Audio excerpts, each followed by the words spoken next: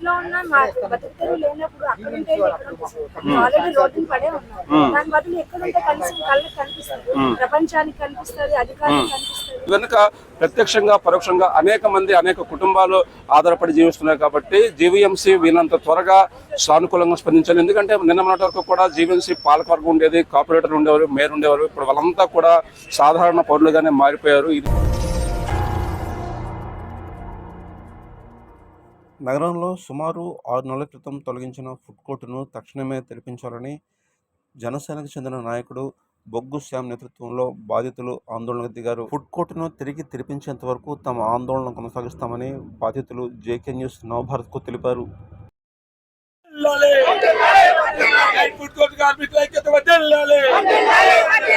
ప్రభుత్వ పెద్దలకు, ప్రభుత్వ అధికారులకు అందరికీ నమస్కారం అండి. మేమందరం నైట్ ఫుడ్ కోర్టులో వ్యాపారం చేసుకొని జీవిస్తున్నాం అండి. గత 6 నెలల క్రితం ఆపరేషన్ లంగ్స్ 2 భాగంలో పాటు నైట్ ఫుడ్ కోర్టును తొలగించారు. ఆ రోజు ఫుడ్ కోర్ట్ తొలగించేటప్పుడు మాకు స్థానిక జోనల్ కమిషనర్ గారు అలాగే వాళ్ళందరూ కూడా మాకు మీకు 10 రోజుల్లో ఫుడ్ కోర్టును ఏర్పాటు చేస్తామని చెప్పి లిఖితపూర్వకంగా జోనల్ కమిషనర్ గారు రాసిచ్చి మా అందరికి మీ షాపులు డ్యామేజ్ అవ్వకుండా మీరు తొలగించిన తర్వాత మీలో ఒరిజినల్ గా వ్యాపారస్తులు ఎవరు చేసుకుంటున్నారు, ఇందులో ఇల్లీగల్ గా ఎవరు వ్యాపారాలు చేసుకుని అద్దెలకు ఇచ్చుకుంటున్నారు, ఆ అద్దెలకు ఇచ్చుకున్న వాళ్ళందరినీ తొలగించి నెక్స్ట్ స్మార్ట్ మార్కెట్ చేయమని మాకు రాష్ట్ర ప్రభుత్వం నుంచి ఆదేశాలు. అందువల్ల నెల్లూరు తరహాలో ఒక మంచి మార్కెట్ ని ఏర్పాటు చేస్తాం అనేసరికి వాళ్ళు ప్రజలు పెట్టినా మేము ఒప్పుకోపోయినా ఆఖరికి ఎలాగైతే ప్రభుత్వ పెద్దలు, రాజకీయ నాయకులు అందరూ ప్రోత్సాహంతో మేము ఎలాగైతే ఆ రోజు తొలగించామండి. తొలగించిన తర్వాత ఒక నెల రోజుల తర్వాత నుంచి సమావేశాలు పెట్టారండి. మాలో ఎవరు ఎలిజిబుల్, నిజమైన వ్యాపారస్తులు ఎవరు, ఇవన్నీ కూడా ఫిల్టర్ చేశారు.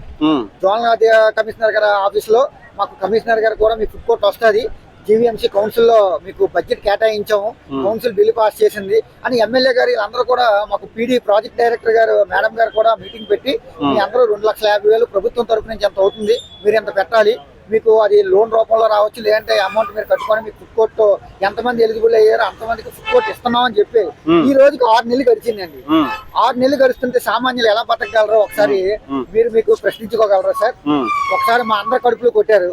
గత 6 నెలల నుంచి మా కుటుంబాలు ఎలా జరుగుతున్నాయి, సామాన్యుల కడుపు ఎలా నిండుతుంది, ఇది ఈ రోజు స్థానిక ప్రజాప్రతినిధి మా ఎమ్మెల్యే గారు కూడా నా చేతుల్లో ఏమీ లేదని చేతులు ఎత్తిపోతే ఇంకా మేము రోడ్డుకి ఎక్కామండి. ఎందుకంటే మొన్నటి వరకు ఎమ్మెల్యే గారు చేస్తారు, ఎంపీ గారు చేస్తారు, ఎందుకంటే ప్రజాప్రతినిధి ఎమ్మెల్యే గారికి మేము రిప్రజెంటేషన్ ఇస్తాం సార్, ఇలా జరిగిందంటే స్థానిక ప్రజాప్రతినిధిగా ఆయన ఉన్నారు కాబట్టి ఆయన చేస్తారని ఆశతో అందరూ తిరిగామండి. పార్టీ ఆఫీసులకి అక్కడికి ఇక్కడికి అందరూ తిరిగారు, సోదరులందరూ మహిళలందరూ కూడా తిరిగి కమిషనర్ ఆఫీస్ గారి చుట్టూ, జోనల్ ఆఫీస్కి, మెయిన్ ఆఫీస్కి అన్నిటికీ తిరిగి మాకు ఫుడ్ కోర్ట్ వస్తుంది, ఈ రోజు వస్తుంది, రేపు వస్తుంది, కంటైనర్లు తయారవుతున్నాయి అని ఆశ పెట్టి మసిపూసి మారేడుగా చేశారండి. ఈ రోజు వరకు మాకు ఎటువంటి సమాచారం లేదు. ఓకే సార్, ఇప్పుడు మొత్తం మీద ఎంతమంది సెంట్రల్ ఫర్దర్ ఫుడ్ కోర్ట్స్ లో అంత ముందు అంటే ప్రత్యక్షంగా వ్యాపారం చేసేవారు, పరోక్షంగా ఎంతమంది దీని మీద ఆధారపడి ఉండేవారు? జీవీఎంసీ వారి లెక్కల ప్రకారమే 156, 158 చెప్పారు సార్. తర్వాత ఇందులో కొంతమంది ఒరిజినల్ వ్యాపారస్తులు ఉన్నారు, కొంతమంది ఏదో అద్దెలకు ఇచ్చుకున్నారు. వాళ్ళు ఫిల్టర్ చేసి సుమారు జోనల్ కమిషనర్ గారు మాకు మీటింగ్ పెట్టేసరికి 110 మంది ఎంతమంది 96 మంది ఎంతో మందిని అది ఎమ్మెల్యే గారి సమక్షంలో మాకు మీటింగ్ పెట్టారండి. మీరు అందరూ ఎలిజిబుల్ అయ్యారు, మీకు ఇంత 6 కోట్లు కౌన్సిల్ లో పాస్ అయిందని ప్రాజెక్ట్ డైరెక్టర్ గారు ఆల్రెడీ నెల్లూరు తరహాలో అవుతుంది, మీకు సోలార్ కరెంటు, వాటర్ సప్లై ఇలాంటివన్నీ వస్తున్నాయని హాస్పిటల్కి మేమేంటంటే మాకు ఒకసారి పెట్టిన తర్వాత ఇంకా పోవు కదా, దీనికి 3 సంవత్సరాలకి టెండర్ వస్తుంది, మీరు రెంట్లు ఎలా కట్టుకోవాలి, ఇవన్నీ చెప్పారండి. చాలా చక్కగా చెప్పారు కదా, మా జీవితాలు అందరూ బాగుంటాయి కదా, ప్రతి బస్సార్లు రోడ్డు మీద ఉండాలని కదా, ఎప్పుడు తొలగిస్తారా అనే భయం లేకుండా మేము కూడా ఓపిక పెట్టామండి. ఎందుకంటే ఒక ప్రాజెక్ట్ తయారవడానికి 1 నెల 2 నెలలు పడుతుంది, 6 నెలలు అవుతుందండి. ఏ అధికారులు పట్టించుకోరు. మీడియా ముఖంగా ఇది వెంటనే ఫుడ్ కోర్ట్ ని ఏర్పాటు చేయాలి సార్. మీరు కంటైనర్లు తయారయ్యే లోపు మాకు ఆల్రెడీ అప్పట్లో మొబైల్ ఫుడ్ ట్రక్స్ పెట్టుకోమన్నారు, మీరే చెప్పారు. మళ్ళీ మా ఫుడ్ ట్రక్స్ పెట్టుకొని మా వ్యాపారం చేసేటట్టు మాకు అనుమతి ఇవ్వండి.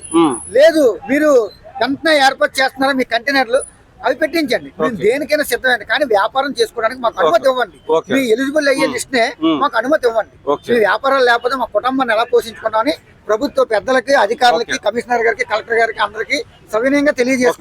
ఇదిలో ఉండగా నిరసన దీక్షా శిబిరం వద్ద ఏర్పాటు చేసిన బ్యానర్లో కొంతమంది మృతి చెందిన వ్యక్తుల ఫోటోలను కూడా ఉండడంతో అదే విషయాన్ని జేకే న్యూస్ ప్రశ్నించగా ఒక బాధిత మహిళ స్పందించారు.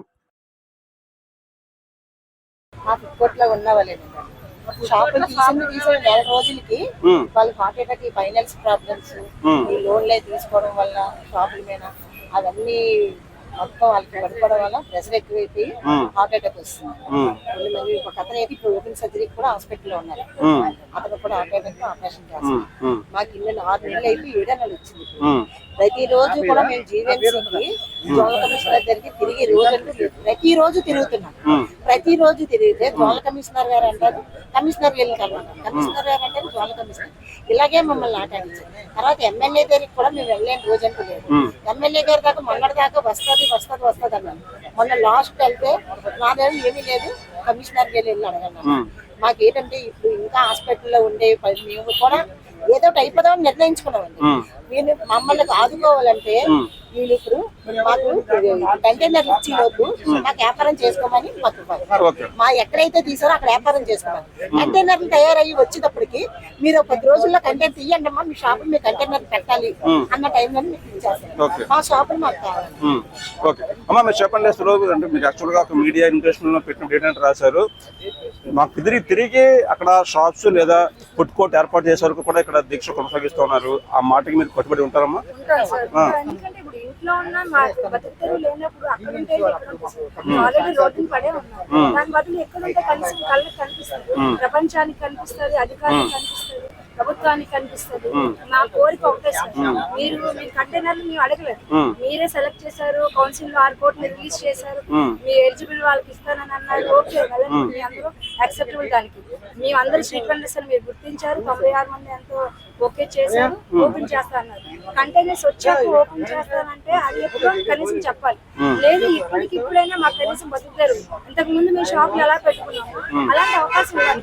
మేము అర్హులని అనుకున్న వాళ్ళకే ఇవ్వండి. మేము అర్హులు ఆల్రెడీ వాళ్ళకే ఇవ్వండి. అంటే 6 నెలల నుంచి ఇంటి కట్టుకోవాలి, పిల్లలు చదివించుకోవాలి, తినాలి. ప్రెసెంట్ రేట్లు చూస్తే ఎలా ఉంది, ఎక్కడ బతకాలి sir? Okay, right. Food court ఒకప్పుడు ఇక్కడ ప్రజాప్రతినిధులు చెప్పడం జరిగింది. విశాఖపట్నం అంతర్జాతీయంగా ఎదుగుతున్న నగరం కాబట్టి ఇక్కడ ఆహారం కూడా అర్ధరాత్రి దాటిన తర్వాత కూడా ఉండాల్సిన అవసరం ఉంది. ఆ కోణంలోనే ఇక్కడ ఫుడ్ కోర్ట్ ఏర్పాటు చేశారు. అయితే మారినటువంటి పరిస్థితులు, పరిణామాల నేపథ్యంలో ఫుడ్ కోర్ట్ను తొలగించారు. ఇప్పుడు వీరంతా కూడా సుమారుగా నా వెనుక ఒక 40 నుంచి 50 మంది వరకు ఉన్నారు. కానీ వీరి వెనుక ప్రత్యక్షంగా పరోక్షంగా అనేక కుటుంబాలు ఆధారపడి జీవిస్తున్నాయి. కాబట్టి జీవీఎంసీ వీళ్ళంత త్వరగా సానుకూలంగా స్పందించాలి. ఎందుకంటే నిన్న మొన్నటి వరకు కూడా జీవీఎంసీ పాలకవర్గం ఉండేది, కార్పొరేటర్ ఉండేవారు, మేయర్ ఉండేవారు. ఇప్పుడు వాళ్ళంతా కూడా సాధారణ పౌరులుగానే మారిపోయారు. ఈ నేపథ్యంలో జీవీఎంసీ కమిషనర్ కేతన్ గారు తగిన నిర్ణయం తీసుకుని వీరందరికీ కూడా జీవనోపాధి కలిగించే విధంగా సానుకూల నిర్ణయం తీసుకుని పాటిద్దాం. వీడియో జర్నలిస్ట్ మధ్యతో కలిసి జగదీష్ కుమార్.